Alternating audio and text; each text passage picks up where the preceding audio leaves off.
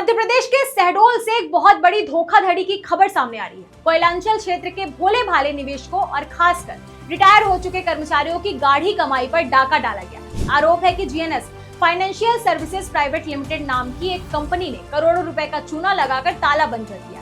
सबसे हैरान कर देने वाली बात यह है कि आधा दर्जन से अधिक पीड़ितों की लिखित शिकायत के बाद भी पुलिस ने अब तक एफआईआर दर्ज नहीं की है। इंसाफ की आस में पीड़ित रोजाना थाने के चक्कर काटने को मजबूर है। और ये है बुढ़ार थाना क्षेत्र के धनपुरी रोड पर स्थित खंडेलवाल कॉम्प्लेक्स। इसी इमारत के भीतर से चल रहा था धोखाधड़ी का वो खेल, जिसने कई परिवारों की जमा पूंजी को पल भर में स्वाहा कर दिया। सराईकापा के रहने वाले संतोष वर्मन और मोहन सिंह जैसे दर्जनों पीड़ितों ने इस जीएनएस फाइनेंशियल सर्विसेज कंपनी पर करोड़ों रुपए हड़पने का संगीन आरोप लगाया। ठगी का तरीका बेहद शातिराना था।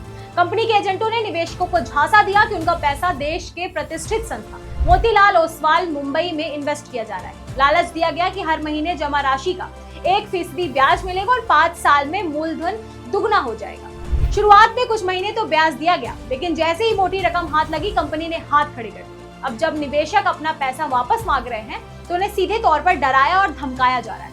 इस महाफर्जी वाड़े के पीछे एक सोचे समझे गिरोह का हाथ बताया जा रहा है। श्रीमान जी, मैं नवंबर माह में 2024 में रिटायरमेंट हुआ। किसी तरह से इनको जानकारी लग गई कि ये व्यक्ति रिटायरमेंट हुआ है, तो मुकेश यादव, सुखनंदन यादव, विजय पाल और सरोज यादव ये मेरे घर आए और बैंक में से चेक निकलवाए। चेक लेके और अपने फाइनेंस कंपनी जीएनएस कंपनी जो बैंक ऑफ बड़ौदा के ऊपर फ्रॉड खोल के रखे हैं, उसमें मेरा 30 लाख इन्वेस्ट करा दिए। बोले आपको हर महीने 30,000 रुपये मिलेंगे, आपके बेटे को हम नौकरी देंगे।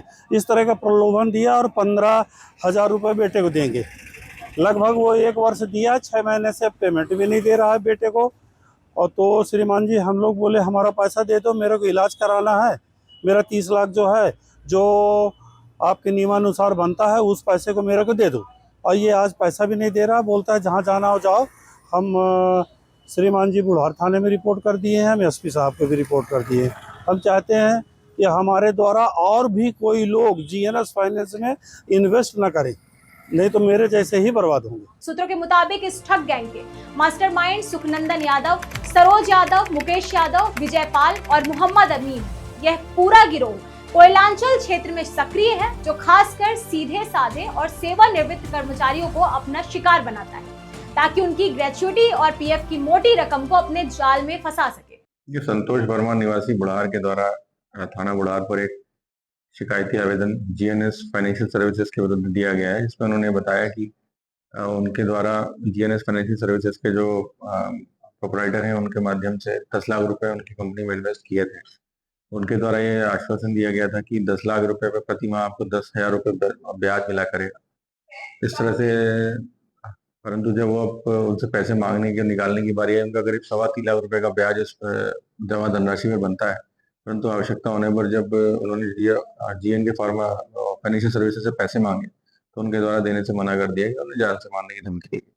संपूर्ण आवेदन की जांच थाना प्रभारी बुढ़ार के द्वारा की जा रही है। आवश्यक साक्ष्य इसमें एकत्र किए जा रहे हैं। दस्तावेजी साक्ष्य के उपरांत इसमें जो भी वैधानिक कार्रवाई होगी सुनिश्चित की जाएगी। हैरत की बात तो यह है कि बीते 1 महीने के भीतर बुढ़ार थाने में आधा दर्जन से ज्यादा लिखित शिकायतें दर्ज कराई जा चुकी हैं, लेकिन खाकी की सुस्ती पर अब गंभीर सवाल खड़े हो रहे हैं। आखिर पुलिस इस गिरोह पर हाथ डालने से क्यों बच रही है? अधिकारी भले ही जांच का आश्वासन दे रहे हो, लेकिन सवाल वही है कि जब तक एफआईआर दर्ज नहीं होगी, तब तक इन शातिर ठगों के हौसले बुलंद रहेंगे और पीड़ित इसी तरह न्याय के लिए दर दर की ठोकरें खाते रहेंगे। देखना होगा कि शहडोल पुलिस कब तक इन रसूखदार ठगों को सलाखों के पीछे भेजती है।